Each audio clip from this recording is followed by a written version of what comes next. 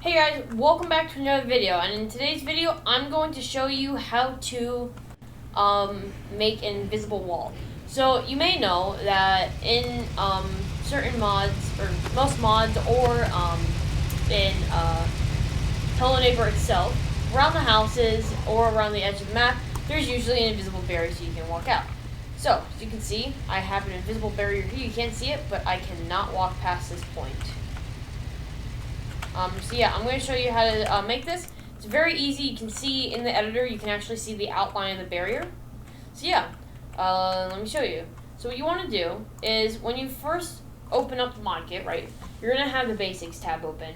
Now, if you have the geometry tab open, doesn't matter. So it really doesn't matter what tab you have open, but over here, the tab you want to go into is volumes. So click on volumes.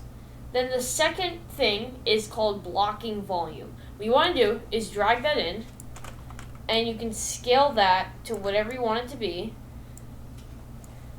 And you can just make it like a little, it's like a box, you know.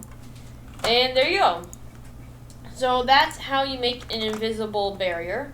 It actually took me a while to figure that out because it's not in the normal content browser.